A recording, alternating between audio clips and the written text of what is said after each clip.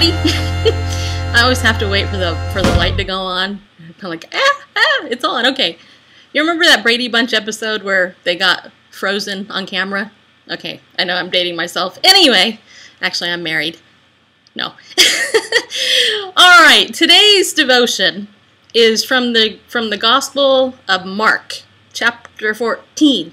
All right, now this is a familiar story to some of you, but maybe not to all of you. So I'm going to read it, and forgive me for not looking at the screen as I'm doing that, because I'm going to read it for you from my book here. So this is it, Mark 14, beginning in verse 3. This is what it says.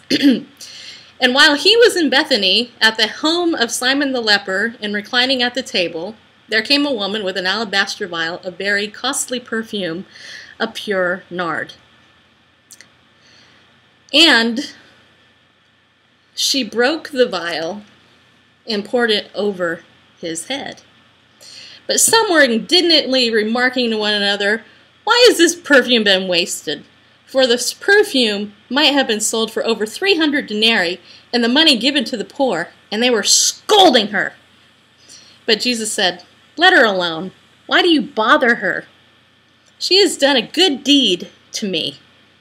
For the poor you'll always have with you, and whenever you wish, you can do them good. But you do not always have me. She has done what she could. She has anointed my body beforehand for the burial.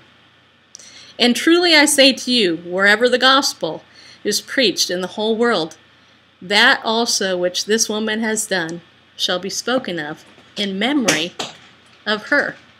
I love that. I love this verse. Obviously, this is the woman at Bethany. Here she is in the midst of this meeting, and the disciples and other people are around her. She approaches Christ. She anoints him with very costly oil, and they have a problem with it.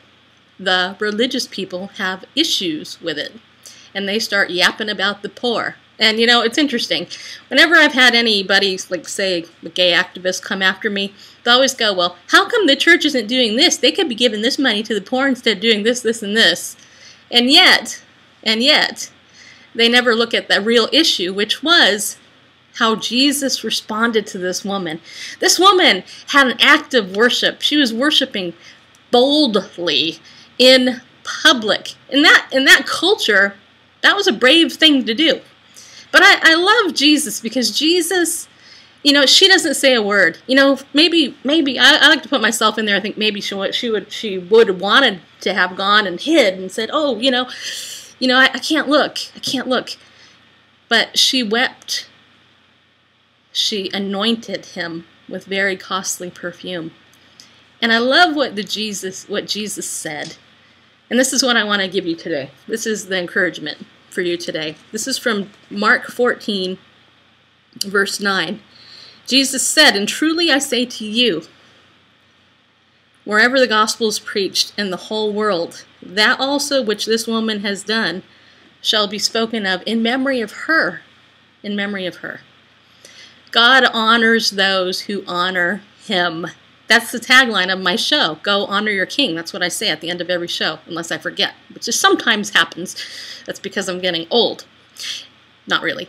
Anyway, so here's the thing. God honored her. And here I am, thousands of years later, honoring this woman who did the right thing and who cared more about what Jesus thought than what the religious people of that day thought and what all the other people around her thought.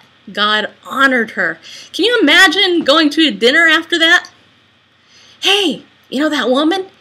That's the woman Jesus totally blessed and said that what she did is going to be spoken of in the whole world whenever the gospel is preached." Now that is a radical testimony. To me, that's totally awesome. And I want you to have that type of testimony. All right? So go out there. Go honor your king. All right? Don't be ashamed of the gospel. Don't be ashamed of the gospel, because you know what? All you have to do is please Jesus. You don't really have to please the church. And what I mean by that is you don't have to please all the naysayers and all those people who are condemning you and making fun of you because you love Jesus. You know, it's been said, somebody who's radical for Jesus is somebody more radical than you. Think about it. Check out activechristianmedia.com. And I'll see you again tomorrow, right here on this Active Christian Media video. Sorry, I'm trying to keep it under 5 minutes, and I got a little excited, and actually I've gone over 5 minutes. So I hope you don't mind. Anyway, have a great day, everybody!